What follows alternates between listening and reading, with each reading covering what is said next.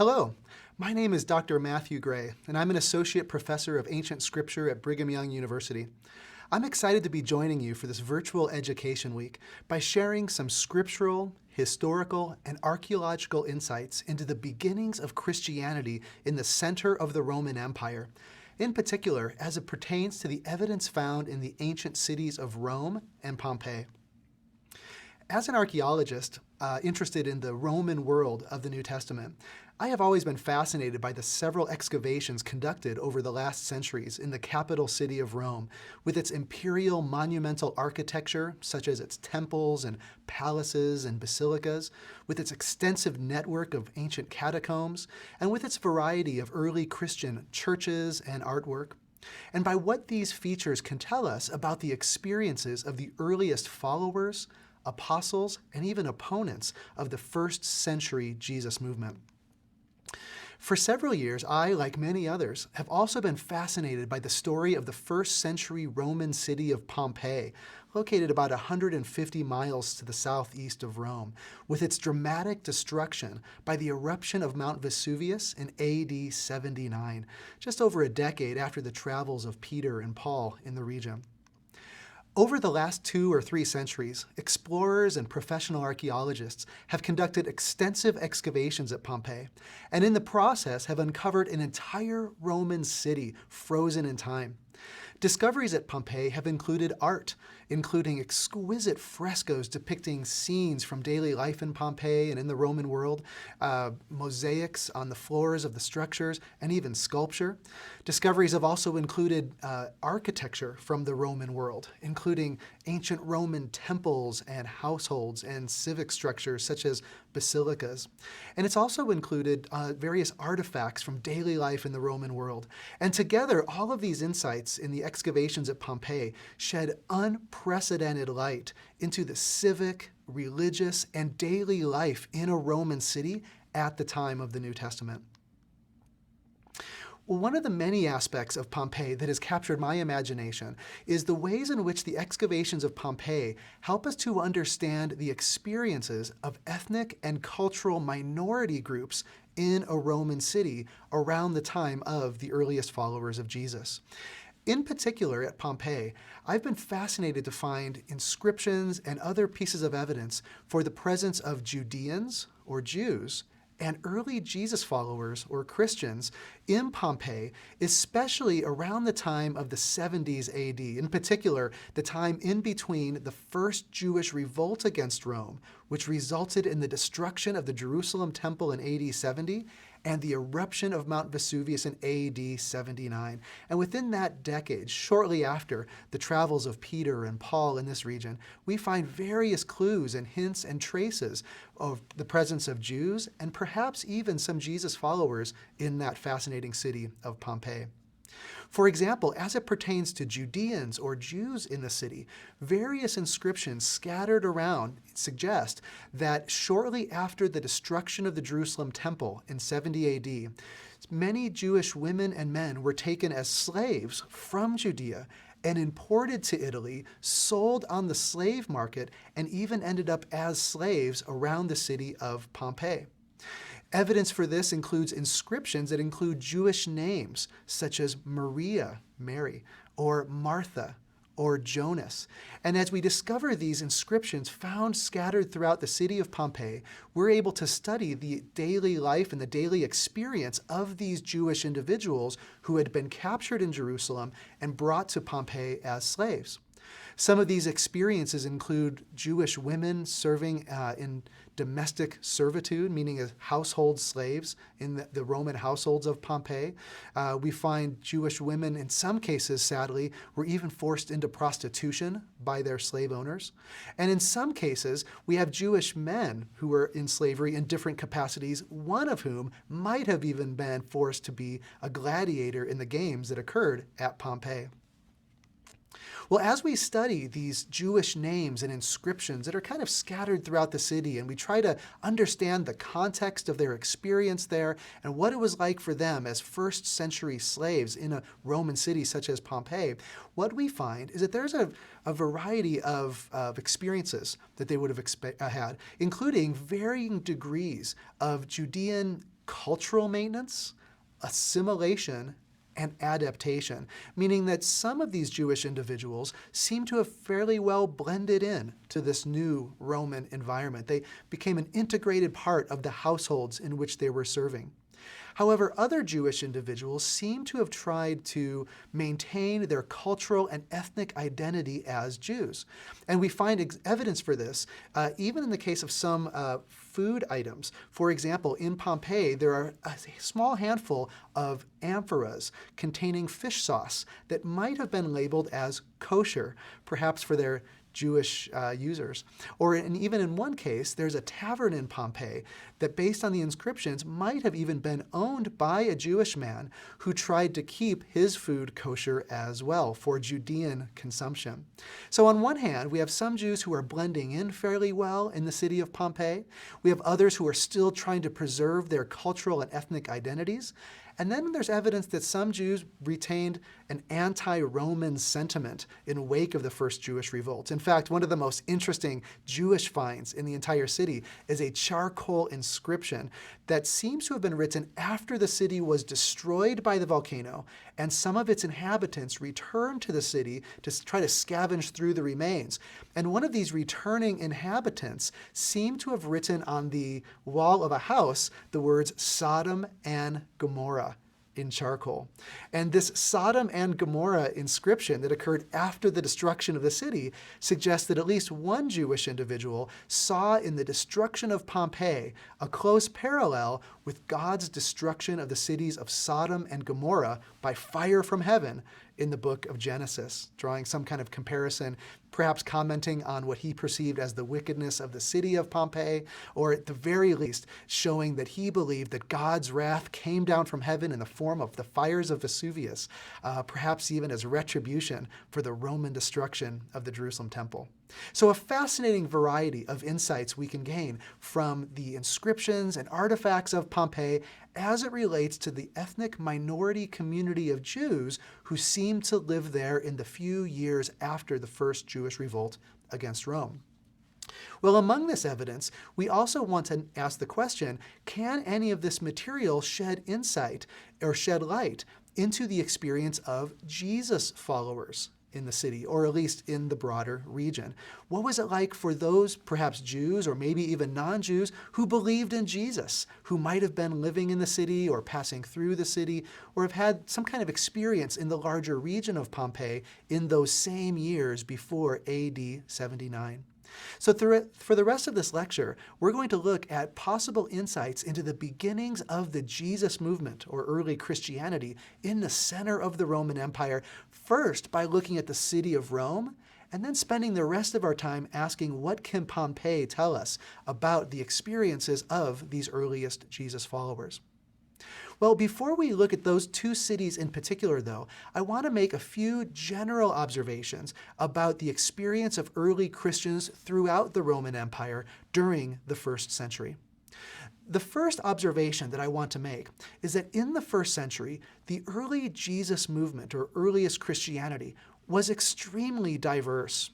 And by diverse, what I mean is different people of different ethnic, cultural, and social backgrounds all found themselves attracted to the message of Jesus. For example, we know that the earliest Christians themselves were largely Jewish. They were largely Judean in ethnicity.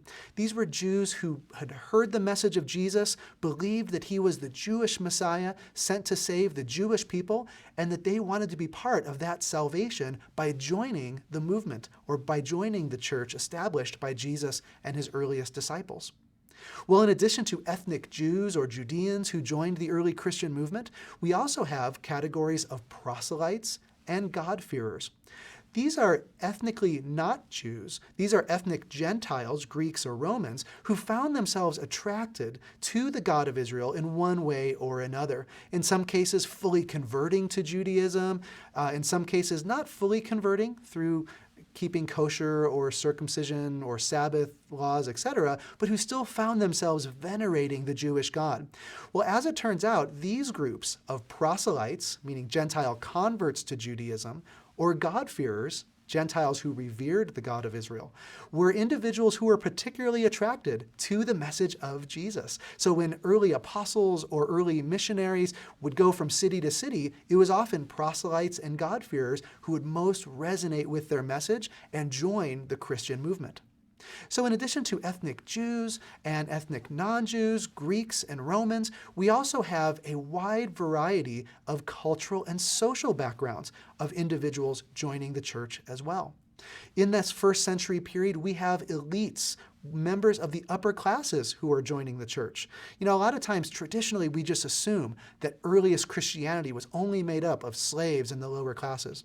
And while those parts of society were definitely represented in the earliest Christian community, the evidence both from historical and archaeological material suggests that there were also elite families who joined the church, civic administrators who joined the church. Those who were of the wealthier elements of Roman society would follow the message of Jesus, become the leaders of local house churches even, and as a result, their entire households could often be baptized and become followers of Jesus. And their households would include both men and women, old and young, freed people, but also slaves that belonged to the household. So yes, indeed, slaves did join the early Christian community and had very rich experiences as part of the Jesus community.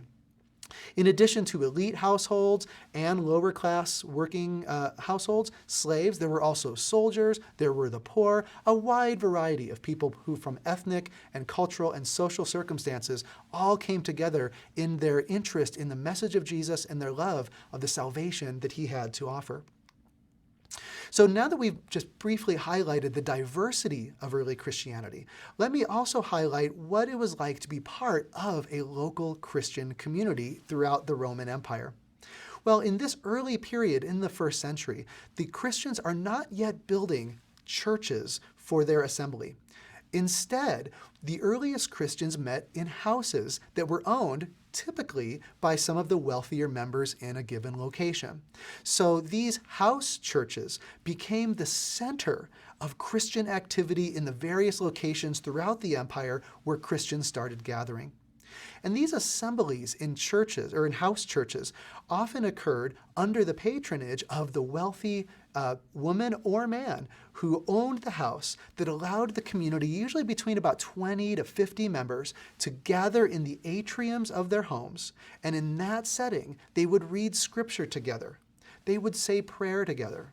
They would sing hymns together. They would give sermons to one another, and then they would often share a meal together. They would dine together. They would prepare a meal, again, usually offered by the rich patron or patroness who owned the house church in which they were meeting. And then usually at the end of that meal, they would break bread and drink wine in remembrance of the Lord's Supper as found in the writings of the New Testament. And within these house churches, leadership tended to be very localized and tended to depend on who owned the house. Usually it was the man or woman who owned the house who was the deacon or deaconess who presided over that particular house church.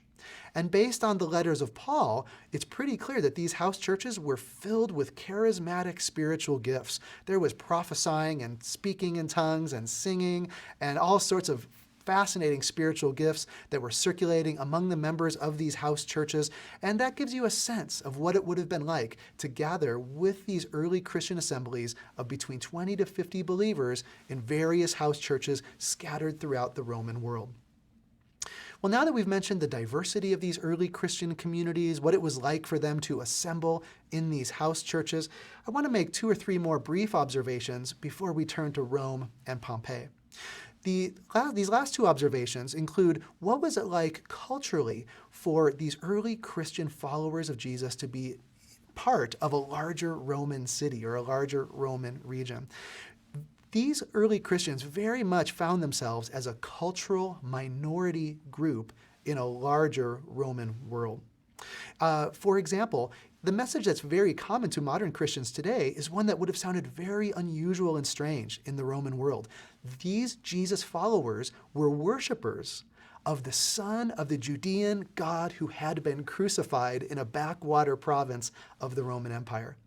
And as familiar as that message is to you and I and as modern Christians, in the first century, that made Jesus' followers a cultural minority who was kind of difficult to understand for most people. That message sounds really strange, doesn't it? The idea of worshiping the son of the Judean God who had been crucified by the Roman state. Well, that's the central message that these early Jesus followers found themselves believing and preaching. And as a result of that message and the different ethics and values that guided the early Christian lifestyle, which was often very different from the lifestyle of the surrounding Roman world. There were often cultural tensions between early Jesus followers and their neighbors. There was often a tension between acculturation on one hand, meaning how much could a Christian integrate with his or her larger Roman world, and to what extent is there need for dissimilation, need to be separate or different from the Roman world around them. And so many of the writings of the New Testament show that tension in place as early Christians are trying to walk the line, trying to find that balance between integration and dissimilation. Sometimes it went well for Christians, and sometimes it did not go very well. And as a result, they were often very socially marginalized in their Roman communities. And if you think about the social marginalization that Christians often experienced in the Roman world, a lot of that comes from the fact that Christians, or that believers, had to often leave their ancestral cultural beliefs and lifestyles behind in order to join the Jesus movement. This might have been a little bit easier for those who were ethnically Jewish. Going from Judaism to Christianity might not be as large of a cultural shift.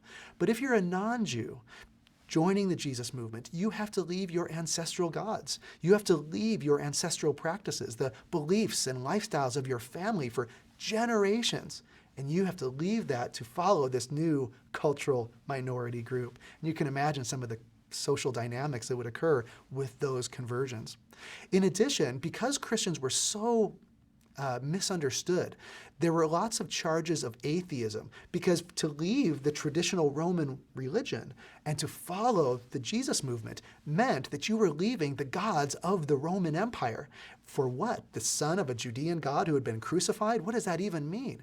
And so as a result, Christians were often charged with atheism. You do not believe in the traditional gods. You're undermining the social fabric of our Roman community.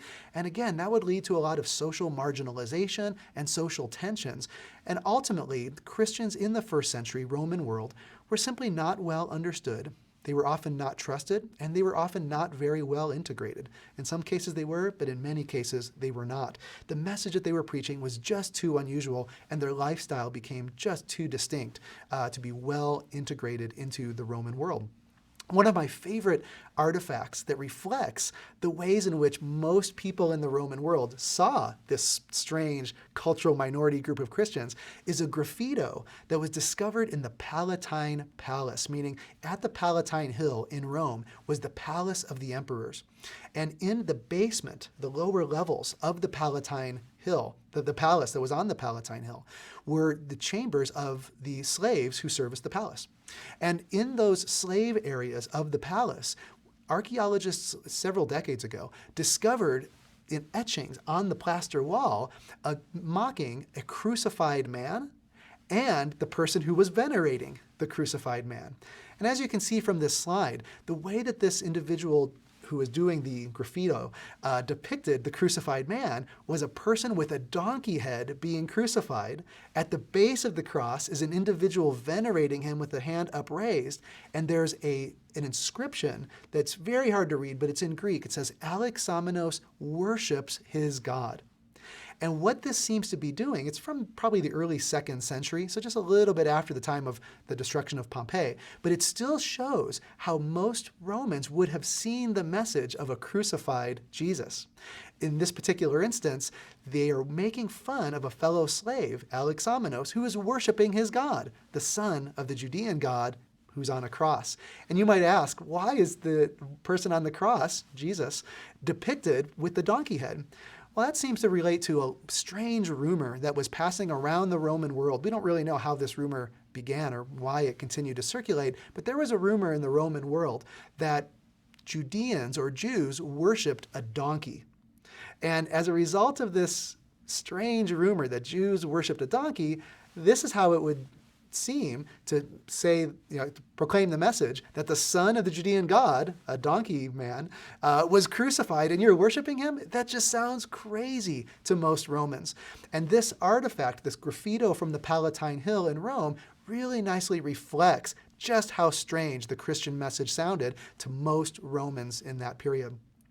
In fact, this is also very well reflected in the letter of 1 Corinthians written by Paul, who acknowledges right up front in 1 Corinthians chapter 1 that one of the most difficult things for him as a Christian missionary in the Roman world was to preach Christ crucified, which seemed like foolishness to Greeks and Romans. And this graffito from the Palatine Hill reflects just how foolish that message seemed to most people. So this is just a little bit of background, just to give you a sense of the makeup of the early Christian community, how they worshiped and assembled in these house churches, and how they struggled between acculturation and dissimulation throughout the Roman world, with their fundamental message seeming strange to most people and their lifestyles often setting them apart and even marginalizing them in their social world. So with that background, I now want to turn to the ancient cities of Rome and Pompeii to get a glimpse, just to get a few insights into what it was like for earliest Christians to start gathering together in the center of the Roman Empire during the first century. So let's go ahead and start with Rome. The city of Rome itself, of course, the capital of the Roman Empire, is the place where we find the earliest evidence for Christian communities starting to gather. They were always the minority communities in this first century, but in Rome itself, the capital of the empire, we start to find evidence for clusters of Jesus followers, little groups of Christians starting to meet together, interact, and establish their house churches. The image that you see here, of course, is a picture of the downtown forum in ancient Rome, which has been largely excavated. It's a wonderful place to visit. If you're ever passing through Italy, highly recommend to go. You see the remains of ancient Roman temples, basilicas, and even the imperial palace on the Palatine Hill where that graffito had been discovered. But the earliest evidence for Christianity indicates that the Christians in the city of Rome were not necessarily part of the governing class that you would see reflected here in the Roman Forum. But instead, the earliest Christians in Rome itself seem to be fairly lower class and seem to be mostly gathering together in this dense urban housing, kind of like small lower class apartment complexes that exist outside of the downtown area. Some of the best examples of this type of dense urban housing, these kinds of apartments that early Christian families in the area started to gather in, can actually be found in a site just outside of Rome called Ostia. Ostia has some remarkable ruins. I would strongly recommend you visit that site as well. And in Ostia, we can see the remains of some of these apartment complexes that were exactly like the types in which early Christians were gathering in this first century in the larger Rome area, just to give you a sense of what life was like for them in their meetings, in their gatherings. In terms of literary evidence or historical evidence, the best earliest example that we have of Christians in the city of Rome itself is the letter that Paul writes to the Romans sometime in the late 50s AD in preparation for his journey to Rome, in which he hopes to preach the gospel of Jesus to the Roman Emperor Nero. Something that we don't know if that actually happened or not, but that was certainly what he was hoping to do according to the book of Acts.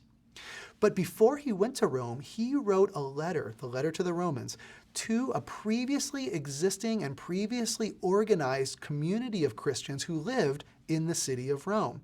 And it seems that Paul had never visited the city before and actually had nothing to do personally with the formation of that early church in Rome.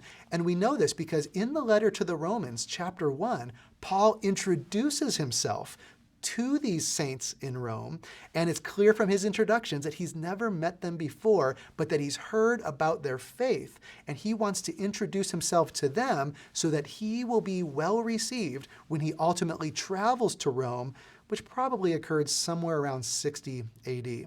So you can read Romans chapter 1 for his introduction, how he hears about the faith of these fellow Christians in Rome.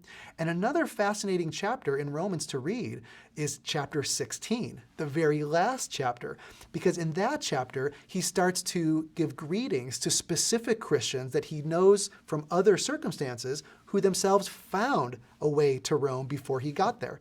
And so in chapter 16 of Romans, he greets all sorts of people that he had previously met. He said, oh, tell my friends, Priscilla and Aquila, that I said hi. These are friends with whom he worked back in Corinth years before. Please tell them I said hi, and please greet the house or the churches that meet in their house, suggesting that Priscilla and Aquila, this married couple, are themselves leaders over a house church of saints in Rome. Greet Mary, who has worked with me and hard among you. Greet Andronicus and Junia, my relatives who were in prison with me. They were prominent among the apostles. Interesting that we indicate that both women and men are among those who Paul describes as apostles, meaning those who were commissioned by God, sent out by God with the good news, the message of Jesus. And apparently some of these fellow missionaries or fellow apostles, meaning those who are sent out with the message, have found themselves in Rome. And Paul greets those whom he had met previously as preparation for him coming there. And you can read the rest of chapter 16, fascinating insights into the house churches, names of individuals, some families, and even a little bit about their background that gives us a sense of what those earliest Christian followers in Rome were like. Well, then finally, in terms of Rome itself, the other evidence that we have to unpack come from two other writings in the New Testament. One is the Gospel of Mark, which, according to tradition, was written in the city of Rome probably around the 60s AD. There's a lot about that tradition that we don't know for sure historically, but as far as we can tell, our best guess and early tradition is that Mark indeed reflects the telling of the Jesus story in the city of Rome, probably in the mid-60s. And it was probably around that time that Peter and Paul themselves, individually and independently, traveled to Rome, had experiences in Rome, some of which are recorded in Scripture, most of which is recorded in early tradition, but all of which is venerated and commemorated in a series of churches around the city of Rome itself. And these churches include the Church of St. Paul outside the walls, a beautiful 4th century basilica that commemorates the traditions of Paul's travel to Rome and his ultimate death in Rome by beheading. And then, of course, there is the Vatican with the Basilica of St. Peter, the site today that is the center of the Catholic Church, but that also commemorates the death of Peter in Rome. According to tradition, he was crucified upside down near a circus that was located under what is now the Vatican and St. Peter's Basilica. So between these writings of the New Testament, such as the Gospel of Mark and even the letter of 1 Peter, we don't know exactly when 1 Peter was written.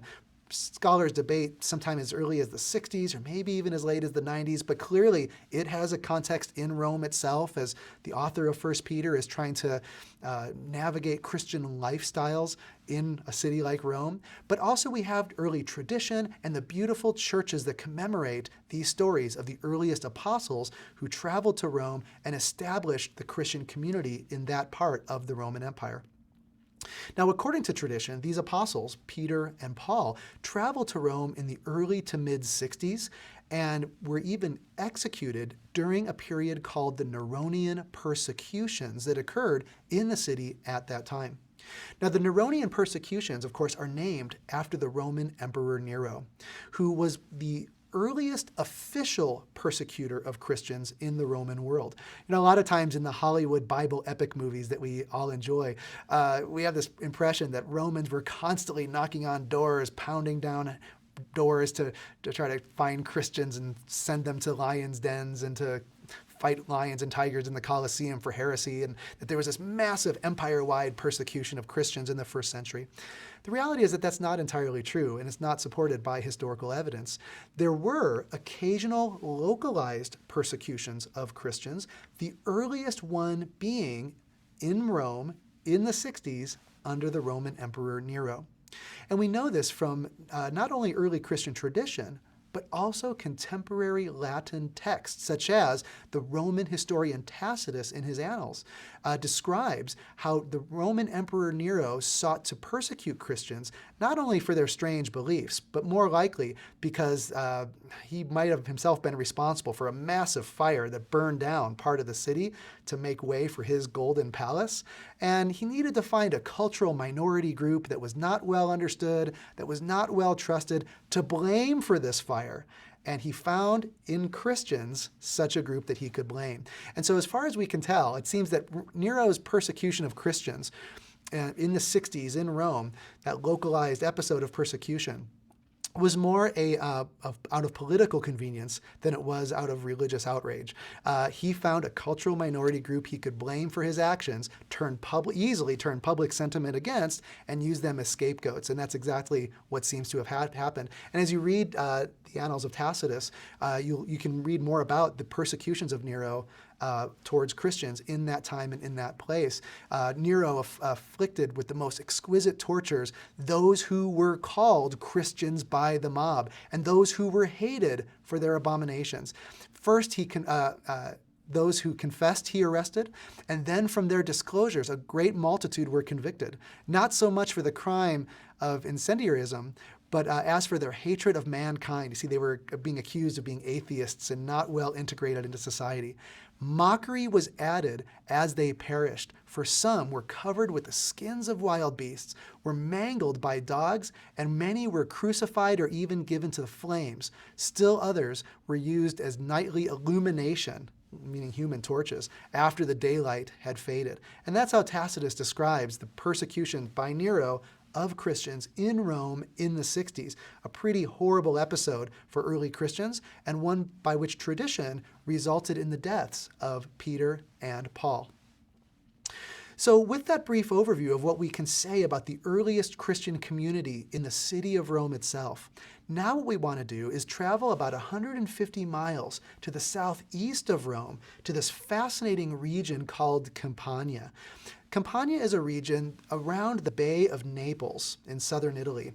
At the northern part of the Bay of Naples, of course, is Naples itself, first century Neapolis, and also other cities that surround the large volcano of Mount Vesuvius, cities such as Herculaneum and Pompeii.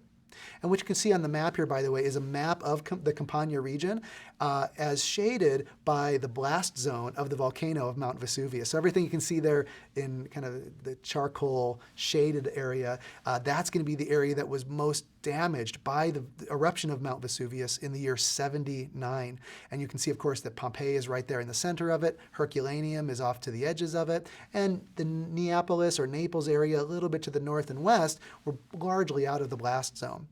But in any case, before we get to the eruption of Mount Vesuvius, this area of Campania around the Bay of Naples is the other area where we know that some Christians lived as early as the mid-1st century. And we know this because in the book of Acts, the Acts of the Apostles, the very last chapter, as Paul does make his journey to Italy, he actually disembarks at a place called Pozzuoli. Pozzuoli is immediately to the west of Naples, and it was a natural port that allowed a lot of shipping and commerce and traffic to come in off of the Mediterranean, up the Adriatic, towards the Gulf of Naples, and into the bay that was harbored at Pozzuoli. And Acts chapter 28 indicates that that is where Paul disembarks before he makes his journey to Rome. Again, this is probably maybe the year 60, somewhere in there. And as he disembarks, Acts 28 says that he stayed for a week with local Christians, indicating that there was at least a small Christian community in Pozzuoli, near Naples, as early as the late 50s or early 60s AD. So we know from this reference that there was at least a small community of Jesus followers in the larger region of Campania. The question is there any direct evidence for them archaeologically? And this is where it gets a little bit more sparse, but perhaps enough that we can say that there is some kind of minor community here. If you were to go online and type in, were there Christians in Pompeii or were there Christians in Herculaneum, what you'll see is a lot of sensational claims. For example, at Herculaneum, kind of a sister site to Pompeii, if Pompeii got destroyed by the falling ash of Vesuvius volcano, Herculaneum was encased by the steaming mud that came off the western slopes of Vesuvius and encased the whole city. So it was another city that was destroyed.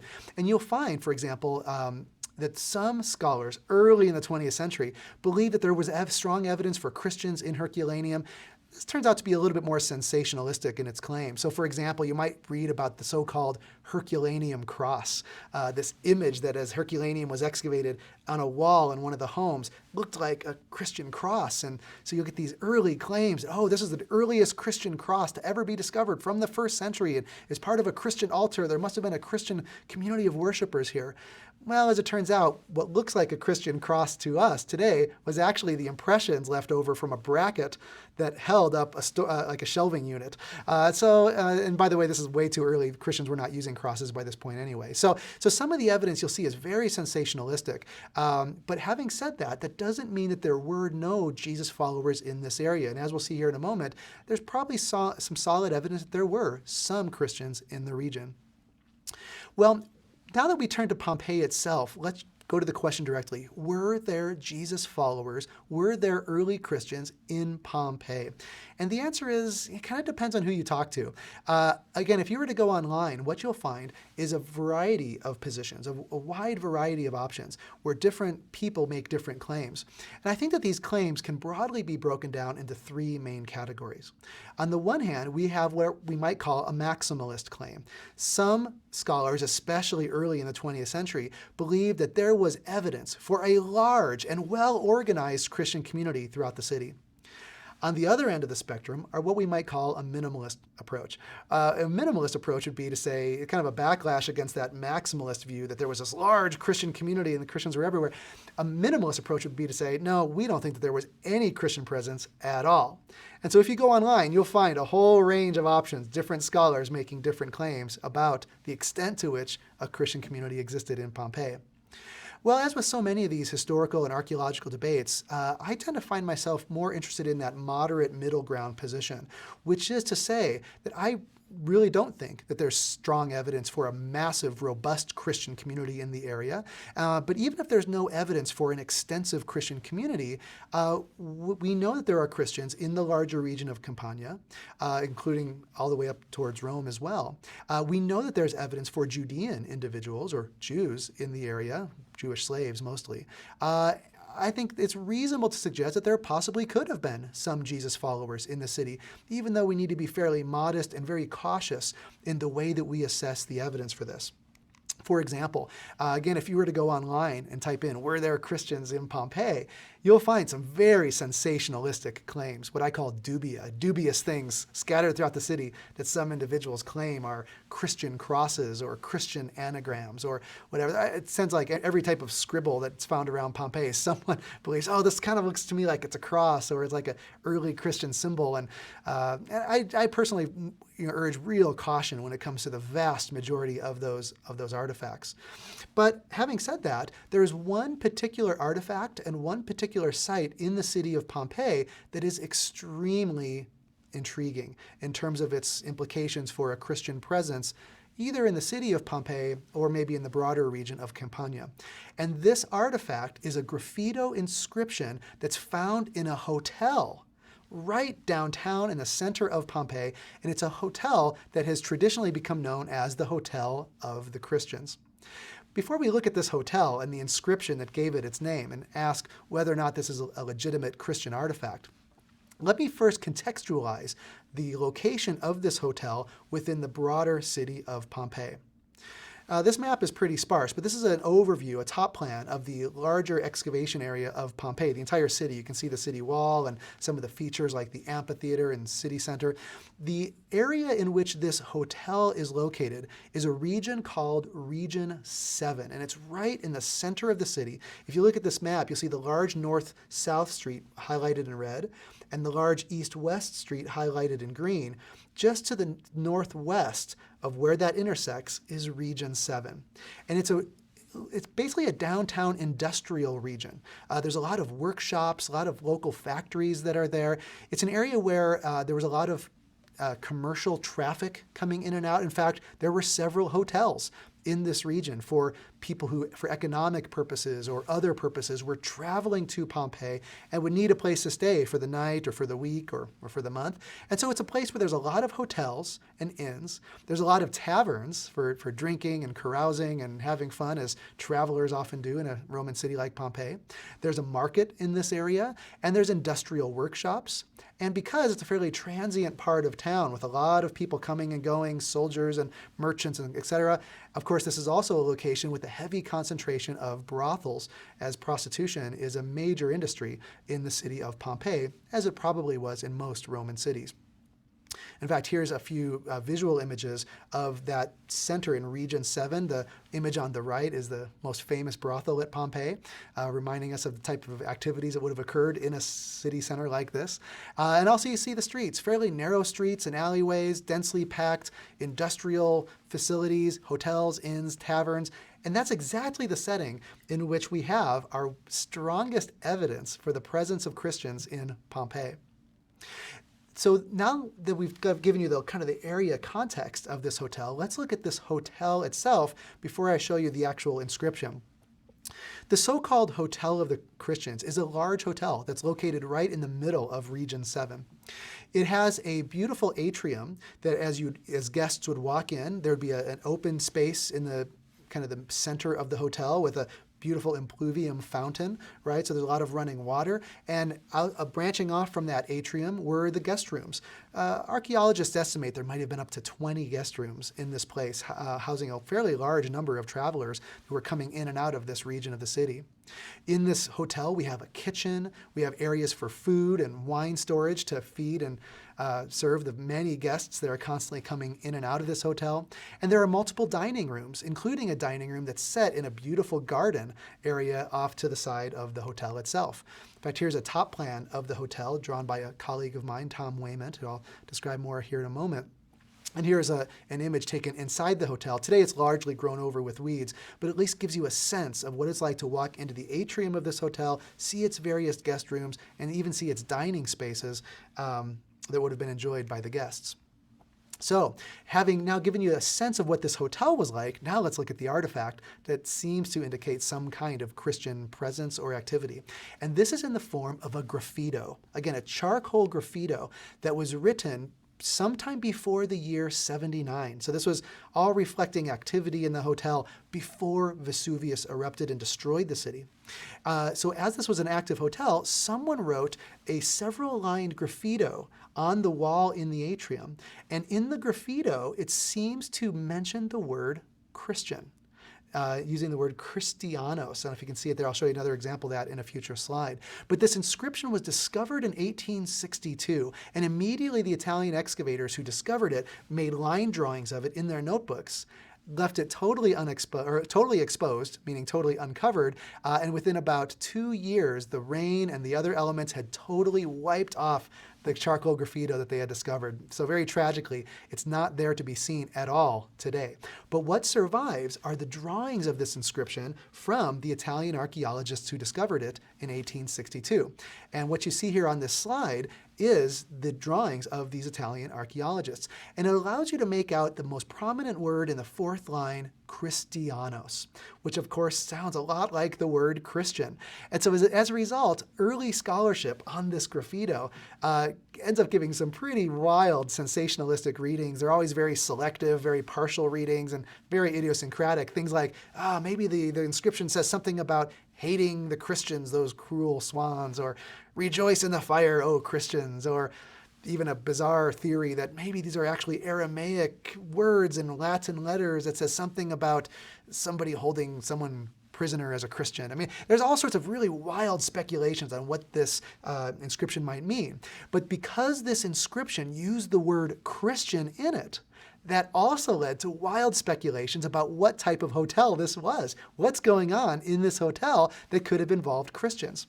And so in scholarship that you'll see online in some very early publications, you'll see claims that this hotel, the Hotel of the Christians, might have been a hotel run by Christians. Maybe it was a hotel owned by Christians, or that mostly served Christians in the Campania region. Maybe there were mostly Christian guests in this hotel. Maybe this was a place for Christian preaching in the city. Some early scholars suggested maybe this was kind of an apostolic school where early Christian apostles like Paul or his associates would have gathered, and this would have been kind of a missionary center of Christianity in the city of Pompeii. Pretty fascinating, but really speculative claims made about this particular hotel, making it really interesting to study. Well, in terms of these claims, again, I would suggest a lot of caution because in context, it really does seem that this hotel is just a standard establishment in a Roman city with no real evidence that Christianity was part of the owners' lives or even the lives of most of the guests, as seen by other evidence in the hotel itself. So for example, in this hotel, we have all the standard features of a normal Roman hotel in a Roman city. We have a lorarium, which is the shrine to the family gods or the ancestral gods of the owners. Very Roman. We have evidence for the patronage of Mercury. Whoever owned this hotel actually drew Mercury art around the walls of the hotel to indicate that it was under the patronage of the Roman god, Mercury. There was even traces of emperor worship, and even, as was very common in most hotels of the Roman world, several erotic images as well. Clearly, there was a lot of prostitution that occurred within this hotel. There was even a small room as a brothel associated with this particular hotel. And there's also sorts of erotic graffiti and imagery and so forth, very common in hotels in the Roman world. All of this suggests that it probably was not owned by Christians and probably was not mostly frequented by Christians. It's possible that a Christian came in and stayed here from time to time, but there really is no evidence based on the Roman elements and some of the lifestyle elements in this Roman hotel. There's no evidence that this served as an apostolic school or a kind of a missionary center for early Christians. It was a standard Roman hotel with standard Roman images. So having said that, what do we make of the Christianos Graffito? What can it tell us about early Christians?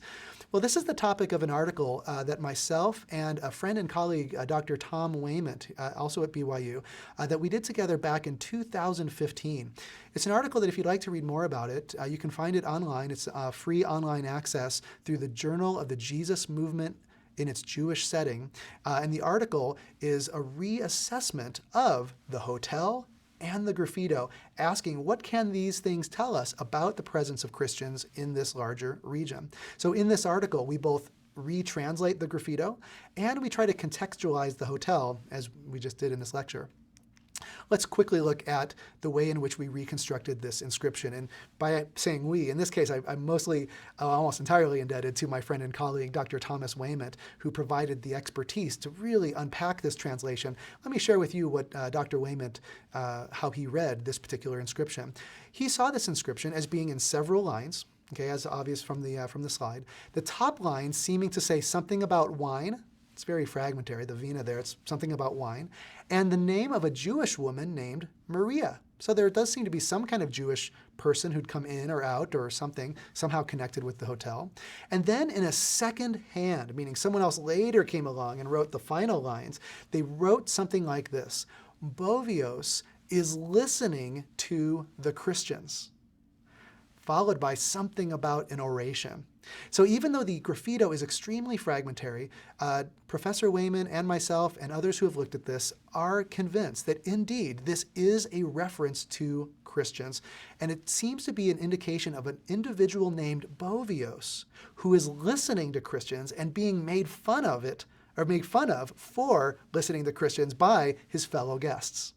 So this doesn't indicate that Christians lived in the hotel or that even Christians were prominent guests in the hotel, but that a guest, Bovios, was being made fun of by other guests for listening to a group called Christians. And as we know from other historical evidences and sources from this period, we know that in the mid to late first century, the word Christian was still a word used by outsiders to describe Jesus followers, meaning those who believed in Jesus, did not yet call themselves Christians. This was a term given to them by outsiders. So in this hotel, to say that Bovios is listening to Christians, it does seem to be a very outside context. It's someone making fun of Christians or making fun of Bovios for listening to this strange group called Christians. And as you can see here from Acts and 1 Peter, Josephus and Tacitus, several sources from the first century indicate that the word Christian was a derogatory name given by outsiders to people who believed in Jesus. And that's exactly what we see here in this hotel graffito.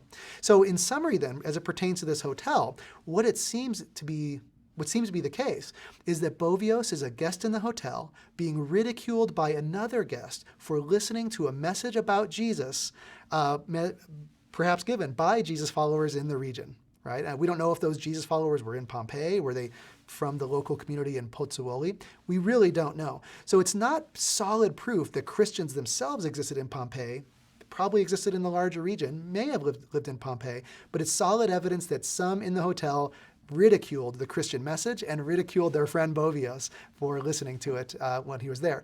And it does also indicate in this graffito that there is some kind of interaction with a Jewish woman named Maria. Did she work in the hotel, maybe as a servant? Did she also visit the hotel? We really don't know. It's very fragmentary. But very intriguing evidence that there's at least some kind of fascinating dynamic that we can recover in terms of Jews, Christians, and the larger Roman setting here at Pompeii.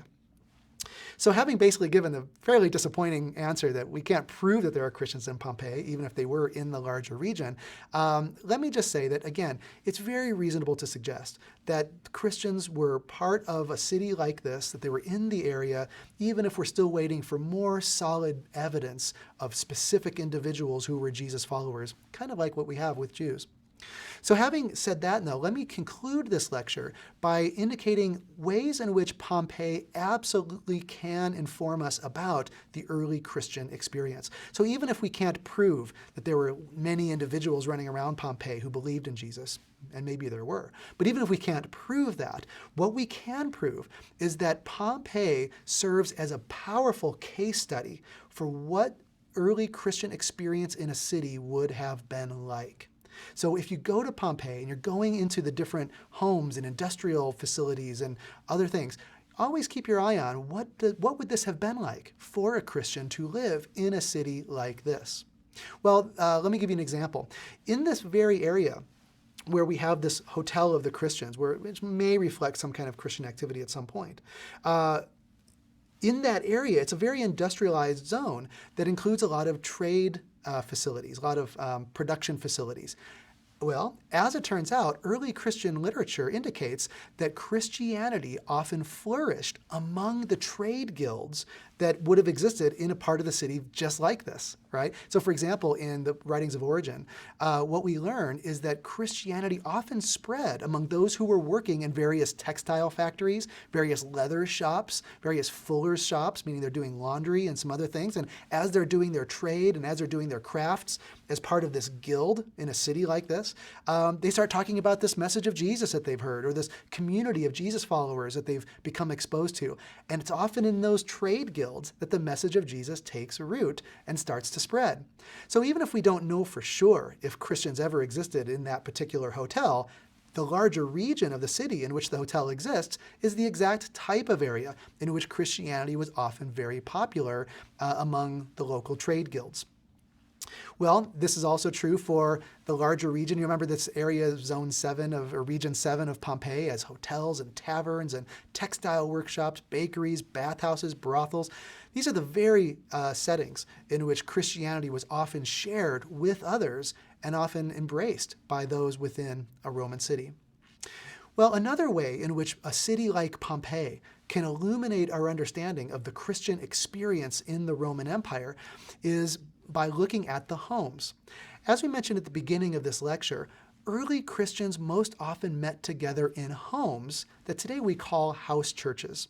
Remember, these are houses that were owned by someone who was wealthy enough to have a nice atrium for gathering and a few other rooms and dining areas and gardens, and often a wealthy believer in Jesus, a woman or a man, would open up their home to about 20 to 50 other Jesus followers from various social backgrounds, and they would often gather in the atriums of these wealthy homes. And there they would sing and pray and give sermons and eat together and some other things. Well, in Pompeii, we have dozens of homes that were uncovered and that were restored and that you can visit today. So if you go to Pompeii today and you enjoy these homes, take a moment when you're in the atriums of the homes to just simply ask, what would it be like for an early Christian gathering to meet in a house like this? Because this is exactly the setting in which they often did assemble in the first century Roman world. Well, just one or two other observations and then we'll conclude. Another thing that's fascinating about the earliest Christian house churches in the first century is the very prominent role in which women often participated in these assemblies. For example, if you were to read through the letters of Paul, just looking for the logistics of how the house churches operated, you will find that in many instances, it was actually a woman who owned the house and a woman who presided over the congregation, a woman who helped guide the discussion, who helped provide the resources. And we see several of these very influential, prominent, sometimes wealthy women in the letters of Paul. For example, in the book of Romans chapter 16, we learn that a woman named Phoebe, a wealthy woman from a port town called Cenchrea, not too far from Corinth in Greece, was a very wealthy woman who was the deaconess of a house church. She provided the facilities of her home for other Christians to meet, and she was the head of that church as the owner of the house church. Similarly, in the book of Acts chapter 16, we learn about a woman named Lydia, a fairly wealthy woman in the Roman world. In northern Greece, near Philippi, who was a seller of purple dye, a very expensive trade that she seems to have been in charge of or been running or even owned. And she became a very important patron for Paul and leader of the house churches there in the northern Greece area. Similarly, Nympha in Colossians chapter 4, Priscilla, who owned a leather business at Corinth and became a leader of a house church in Rome. These are all examples of prominent, wealthy, influential women who had high-profile roles in their house churches throughout the Roman world.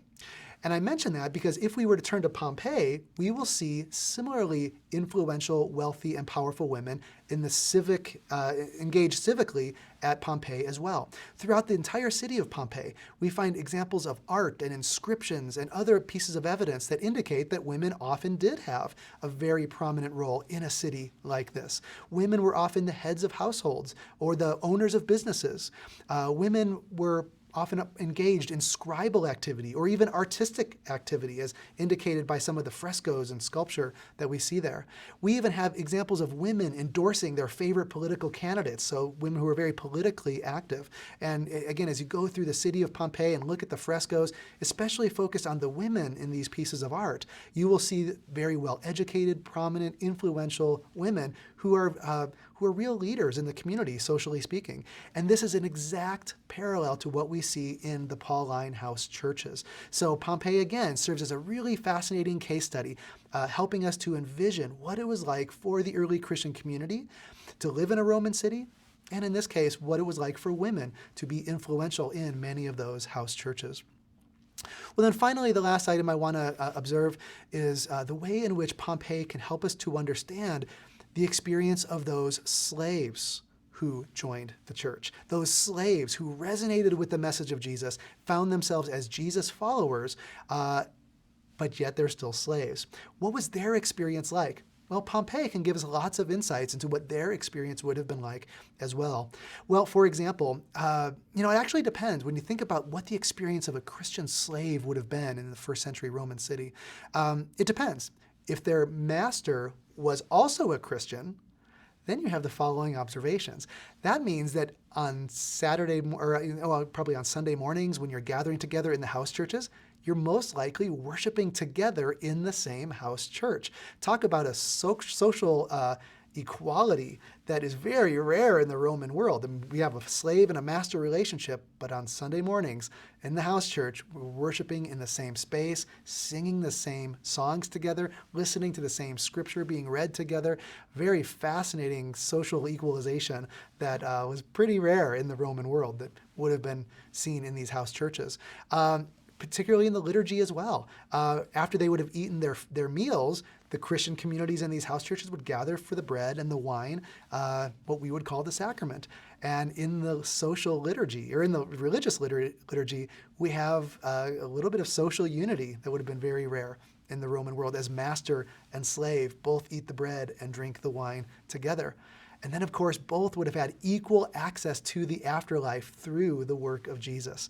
A remarkable social leveling that would have occurred in these house churches ritually and doctrinally in terms of access to the afterlife in a way that, again, would be pretty rare. And we see evidence for this kind of almost radical social leveling in the letters of Paul, who reminds us that in Christ Jesus, there is no longer Jew nor Greek, meaning we're breaking down ethnic barriers in the message of Jesus. And there's no longer slave or free or male and female. We're breaking down all sorts of social barriers in the community of Jesus followers. And that easily can be seen in the experience of slaves if their master was a Christian themselves. But what if their master was not a Christian? What if they, as a slave, believe in Jesus? They've joined the Jesus movement, but they're still in servitude to someone who is not a believer themselves. Well, for those slaves, their experience would have been very different, as the households at Pompeii would remind us. For example, for most of these houses in Pompeii, slaves were expected to maintain the family altar, the family horarium. What would it have been like for a slave who believed in Jesus, who worshiped the God of Israel as the only true and living God, to still have to perform, as a matter of his or her servitude, the sacrifices to the family deities? What type of social tension and conflict would have existed within that particular person?